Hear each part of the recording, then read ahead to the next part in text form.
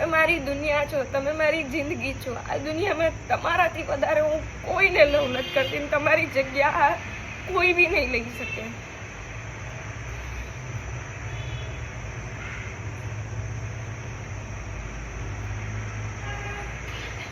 ઘણી વાર લાઈફમાં એવી સિચ્યુએશન આવી છે, હું તૂટી ગઈ, હારી ગઈ, ત્યારે તમે મારી પાસે આવ્યા છો.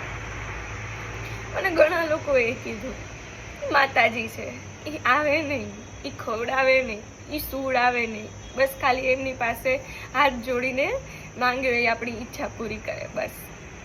પણ તમે મારા માટે આવ્યા બી છો, તમે મને જમાડ્યું બી છે, તમે મારું નાના છોકરાની જેમ ધ્યાન બી રાખ્યું છે. નાનપણથી મને હજી યાદ છે, જ્યારે મારી સાથે કોઈ રમતું નહીં ત્યારે તમારા ફોટોની સામે બેસી જતી અને ખાલી એટલું કહેતી, માં મને આજે રમવા નથી મળ્યું. ત્યારે સપનામાં આવીને મારી સાથે રમવા આવ્યા છો. હું જેટલું બી કહું ને એટલું ઓછું છે, કેમ કે હું તમને જેટલો લવ કરું છું ને એનાથી વધારે તમે મને લવ કરો છો.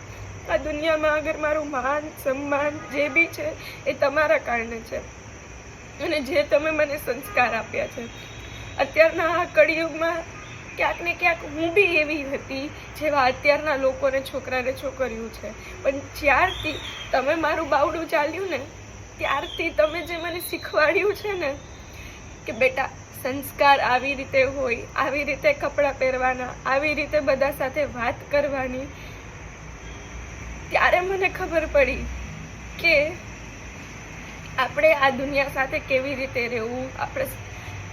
મને અગર સારા સંસ્કાર મળ્યા હોય ને તો તમારા પાસેથી સંસ્કાર મળ્યા હોય.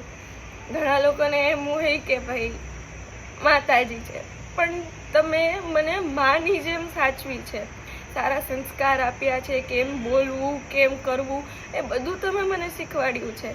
કેમ બધાની સેવા પૂજા કરવી, કેમ બધાનું ધ્યાન રાખવું, ભૂખ્યાને જમાડવું, બધી જ વસ્તુ તમે મને શીખવાડી છે.